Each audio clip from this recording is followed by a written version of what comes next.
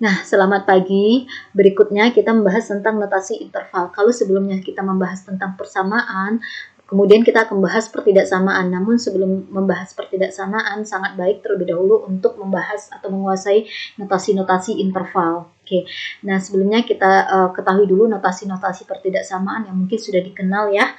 Secara umum ini adalah notasi pertidaksamaan yang dibaca dengan tidak sama dengan, kemudian ini kurang dari sama dengan, lebih dari sama dengan. Oke, berikutnya interval. Nah, yang namanya interval dalam matematika itu ada batas bawah dan ada batas atas. Yang namanya batas bawah interval itu harus lebih kecil nilainya daripada batas atas interval. Nah, ada 9 kriteria interval yang akan kita bahas. Kita mulai dari bentuk interval yang pertama. Nah, ini dibaca dengan interval buka A, B ya. Batas bawahnya A, batas atasnya B.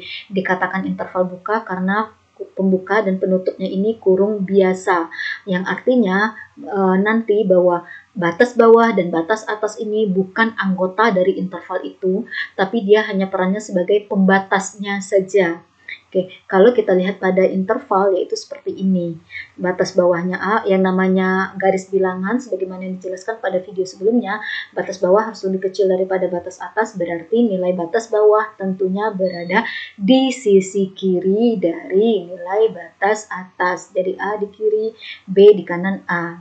Oke, nah ini batas bawah, ini batas atas. Kalau dituliskan interval A sampai B, artinya anggotanya atau grafnya itu adalah daerah yang di tengah-tengah antara A sampai B.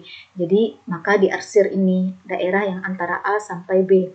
Nah, lingkaran di titik A dan di titik B ini dikosongkan karena dia menggunakan kurung biasa, yang artinya A dan B ini bukan merupakan anggota interval, melainkan dia hanya sekedar pembatas saja. Nah, sehingga apa saja sih anggota interval A sampai B? Yaitu anggota-anggota atau nilai X yang berada di tengah-tengah antara A sampai B. Kalau dituliskan dalam bentuk notasi pertidaksamaan atau dalam bentuk himpunan seperti ini jadinya.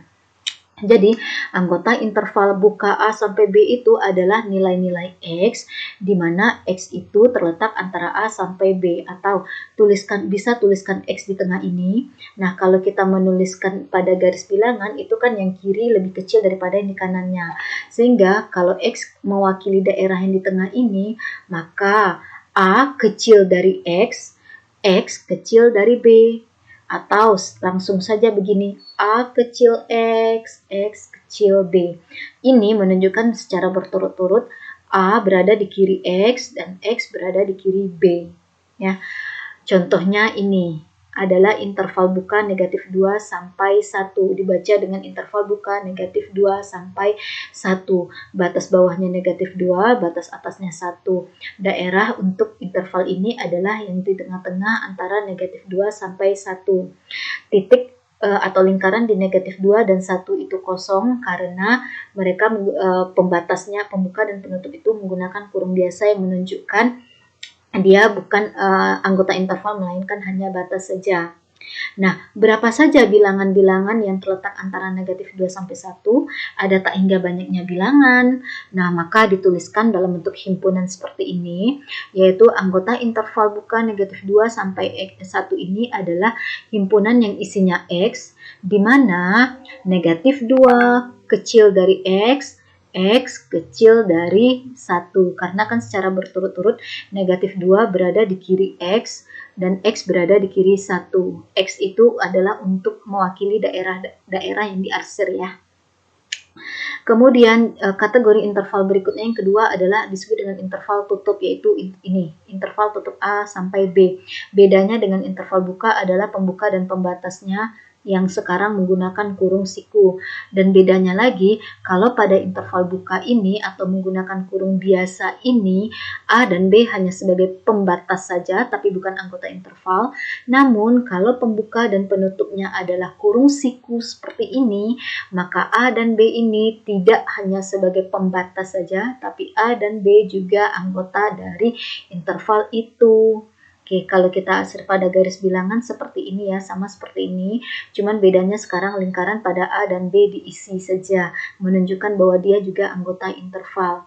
Nah, notasi himpunannya dituliskan seperti ini, yaitu anggota interval tutup A sampai B adalah semua bilangan yang disimbolkan dengan X, di mana A kecil sama dengan X, kecil sama dengan B, karena A berada di kiri X dan X berada di kiri B. Kenapa ada tanda sama dengan? Karena untuk interval tutup di mana batas bawah dan batas atasnya menggunakan kurung siku, maka A itu juga merupakan nilai untuk X dan B juga merupakan nilai X juga. Makanya pakai sama dengan, artinya X bisa jadi sama dengan A atau X bisa jadi sama dengan B. Nah, kalau kita tuliskan contohnya seperti ini, interval tutup negatif 2 sampai 1, seperti interval pada graf garis bilangannya seperti ini, daerahnya itu adalah di tengah-tengah antara negatif 2 sampai 1.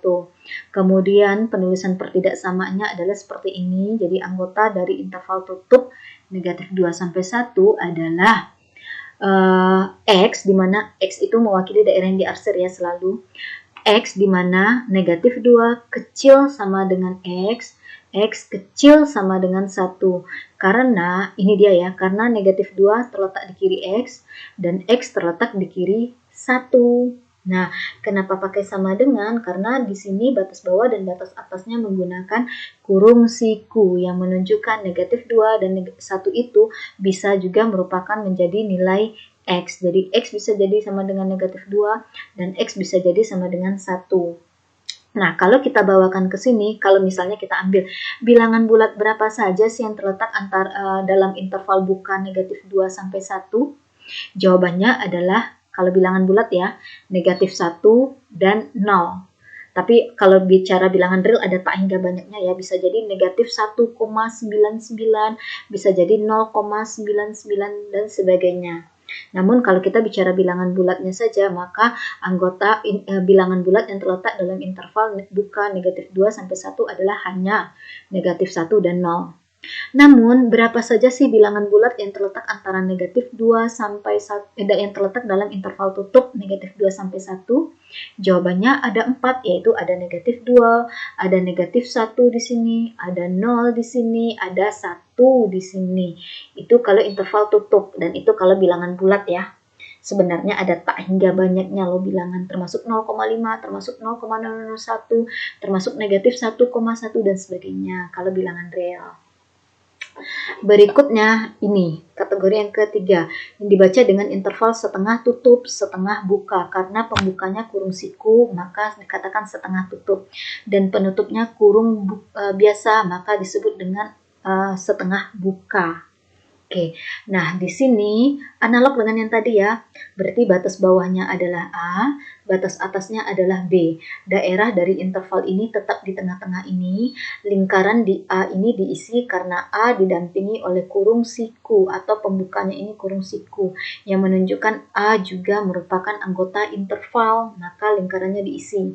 Sedangkan di B lingkarannya tidak diisi karena B ini didampingi oleh kurung biasa, artinya B hanya sebagai batas saja. Kemudian kalau menuliskan notasi pertidaksamaannya untuk menyampaikan anggota interval setengah tutup setengah buka ini, maka dituliskan himpunan yang isinya adalah X, di mana X itu selalu mewakili atau simbol untuk angka-angka yang di dalam daerah yang diarsir ya. Oke, nah yaitu himpunannya adalah X, di mana A kecil sama dengan X karena A berada di kiri X dan A ini lingkarannya diarsir, maka A kecil sama dengan X. X kecil dari B karena X berada di kiri B, tidak perlu tanda sama dengan pada B karena B ini lingkarannya dikosongkan atau B ini didampingi oleh kurung biasa. Ini dia. Jadi A kecil sama dengan X, X kecil dari B. Contohnya ini ya, interval setengah tutup, setengah buka, negatif 2 sampai 1. Ini dia notasinya analog dengan ini, hanya mengganti A dengan negatif 2, ganti B dengan 1. Nah, penulisan himpunannya atau pertidaksamaannya seperti ini ya. Kenapa di negatif 2 ada sama dengan? Karena negatif 2 itu didampingi oleh kurung siku atau pembukanya kurung siku. Kenapa pada 1 tidak ada sama dengan? Karena 1 ini didampingi oleh kurung biasa, bukan kurung siku.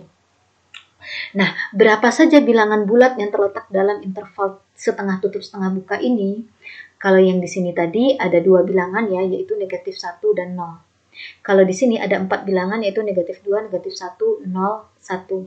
Di sini ada 3 bilangan, yaitu ya kalau bilangan bulat saja ya, yaitu negatif 2 termasuk, negatif 1 termasuk, 0 termasuk. Udah, itu saja.